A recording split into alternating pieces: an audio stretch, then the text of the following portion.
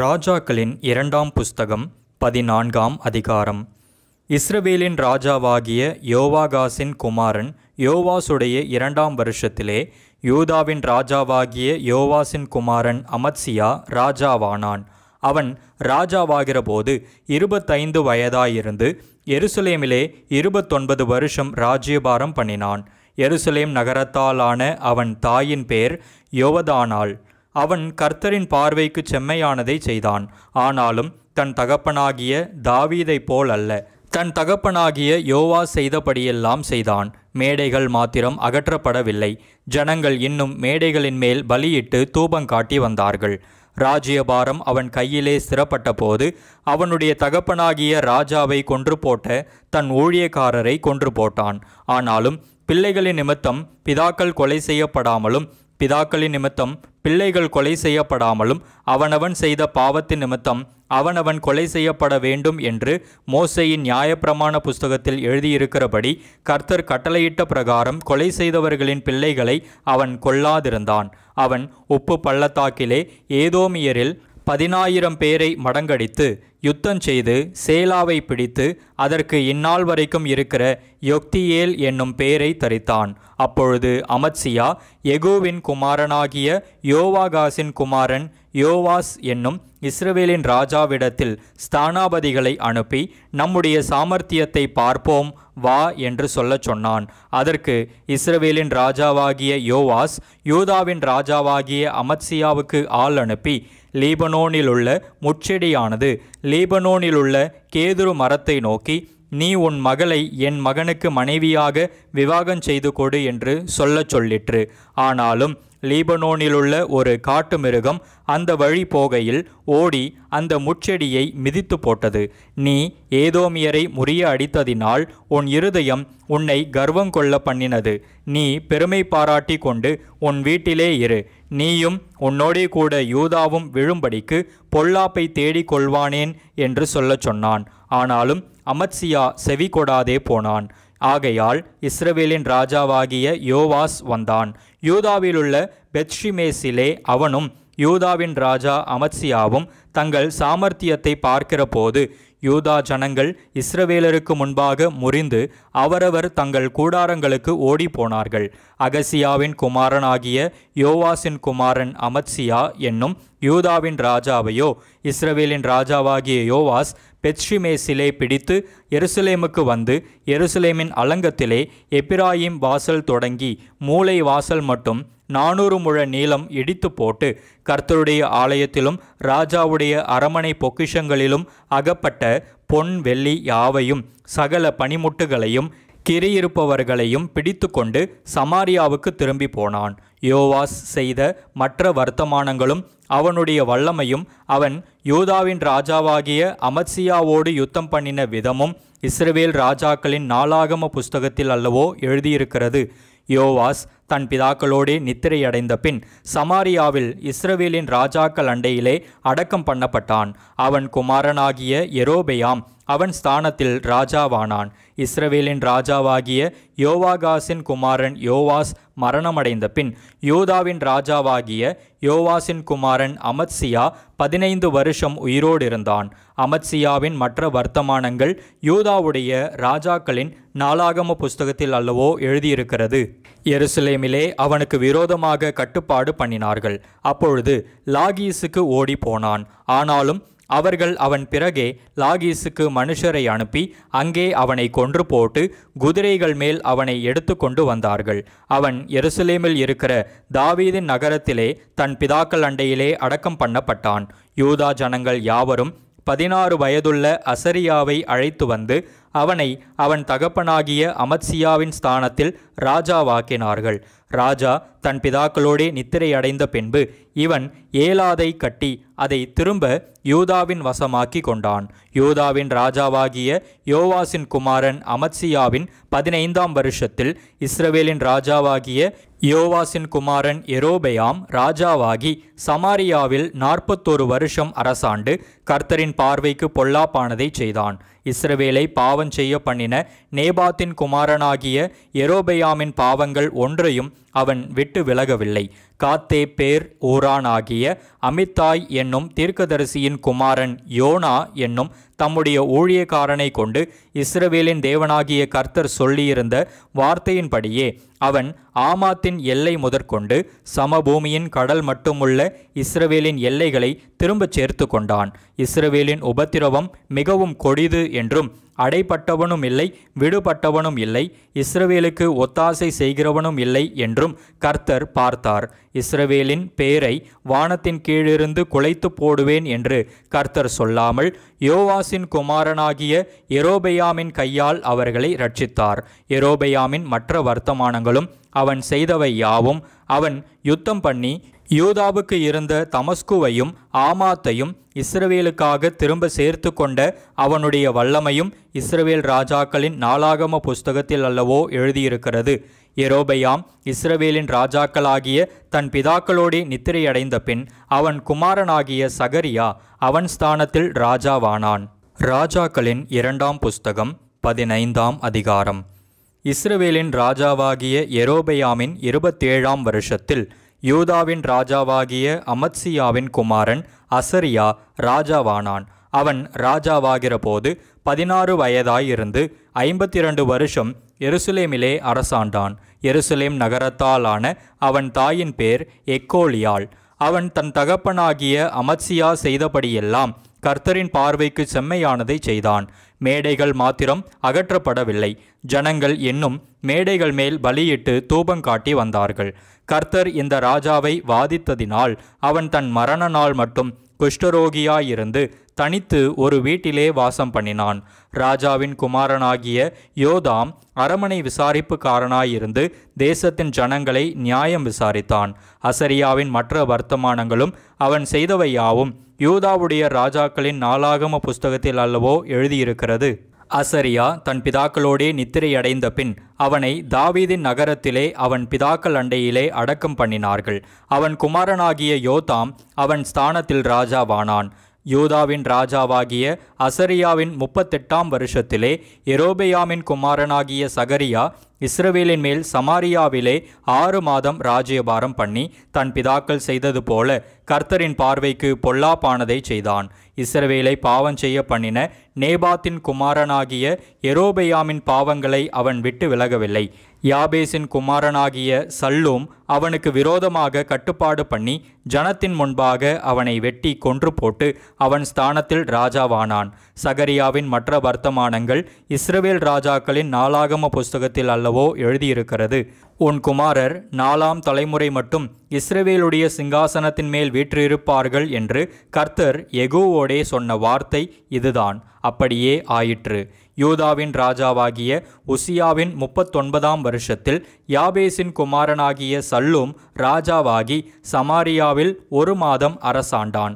காதியின் குமாரனாகிய மெனாகேம் திர்சாவிலிருந்து சமாரியாவுக்கு வந்து யாபேசின் குமாரனாகிய சல்லூமை சமாரியாவிலே வெட்டி கொன்று போட்டு அவன் ஸ்தானத்தில் ராஜாவானான். சல்லூமின் மற்ற வர்த்தமானங்களும் அவன் செய்த கட்டுப்பாடும் இஸ்ரவேல் ராஜாக்களின் நாளாகம புஸ்தகத்தில் அல்லவோ எழுதியிருக்கிறது. அப்பொழுது மெனாகேம் திப்சா பட்டணத்தையும் அதிலுள்ள யாவையும் திர்சா தொடங்கி அதன் எல்லைகளையும் முறிய அடித்தான். அவர்கள் தனக்கு வாசலை திறக்கவில்லை என்று அவர்களை வெட்டி அவர்களுடைய கற்பவதிகளை எல்லாம் கீறி போட்டான்.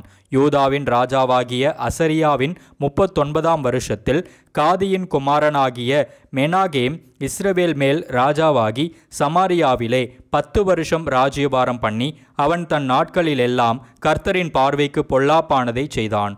இஸ்ரவேலை பாவம் செய்ய பண்ணின நேபாத்தின் குமாரனாகிய யெரொபெயாமின் பாவங்களை விட்டு விலகாதிருந்தான்.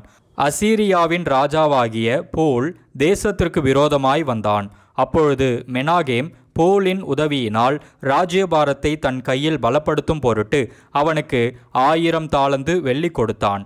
இந்த பணத்தை அசீரியாவின் ராஜாவுக்கு கொடுக்கும்படி மெனாகேம் இஸ்ரவேலில் பலத்த ஐசுவரியவான்களிடத்தில் ஆள் ஒன்றிற்கு 50 வெள்ளி சேக்கல் தண்டினான்.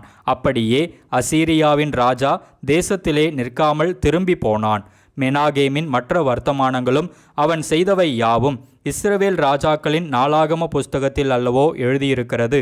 மெனாகேம் தன் பிதாக்களோடு நித்திரையடைந்த பின் அவன் குமாரனாகிய பெக்காகியா அவன் ஸ்தானத்தில் ராஜாவானான்.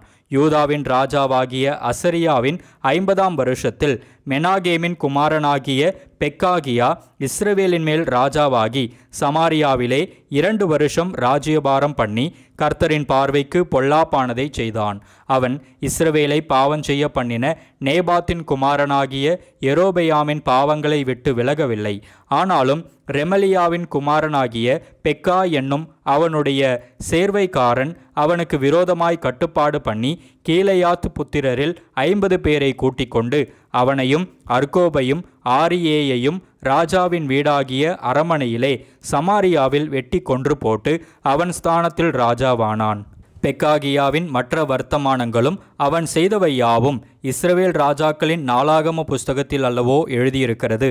யூதாவின் ராஜாவாகிய அசரியாவின் 52ஆம் வருஷத்தில் ரெமலியாவின் குமாரனாகிய பெக்கா இஸ்ரவேலின் மேல் ராஜாவாகி சமாரியாவிலே 20 வருஷம் ராஜ்யபாரம் பண்ணி கர்த்தரின் பார்வைக்கு பொல்லாப்பானதை செய்தான். இஸ்ரவேலை பாவம் செய்ய பண்ணின நேபாத்தின் குமாரனாகிய யெரொபெயாமின் பாவங்களை அவன் விட்டு விலகவில்லை. இஸ்ரவேலின் ராஜாவாகிய பெக்காவின் நாட்களில் அசீரியாவின் ராஜாவாகிய திகிலாத் பிலேசர் வந்து ஈயோனையும் பெத்மாக்கா என்னும் ஆபேலையும் யனோவாகையும் கேதேசையும் ஆத்சோரையும் கீலேயாத்தையும் கலிலேயாவாகிய நப்தலி தேசம் அனைத்தையும் பிடித்து குடிகளை சிறையாக அசீரியாவுக்கு கொண்டு போனான். ஏலாவின் குமாரனாகிய ஓசையா ரெமலியாவின் குமாரனாகிய பெக்காவுக்கு விரோதமாய் கட்டுப்பாடு பண்ணி அவனை உசியாவின் குமாரனாகிய யோதாமின் 20ஆம் வருஷத்தில் வெட்டி கொன்று போட்டு அவன் ஸ்தானத்தில் ராஜாவானான். பெக்காவின் மற்ற வர்த்தமானங்களும் அவன் செய்தவை யாவும் இஸ்ரவேல் ராஜாக்களின் நாளாகம புஸ்தகத்தில் அல்லவோ எழுதியிருக்கிறது. இஸ்ரவேலின் ராஜாவாகிய ரெமலியாவின் குமாரன் பெக்காவின் 2ஆம் வருஷத்தில் யூதாவின் ராஜாவாகிய உசியாவின் குமாரன் யோதாம் ராஜாவானான். அவன் ராஜாவாகிற போது 25 வயதாயிருந்து எருசலேமிலே 16 வருஷம் அரசாண்டான். சாதோக்கின் குமாரத்தியாகிய அவன் தாயின் பேர் எருசாள். அவன் கர்த்தரின் பார்வைக்கு செம்மையானதை செய்தான். தன் தகப்பனாகிய உசியா செய்தபடியெல்லாம் செய்தான்.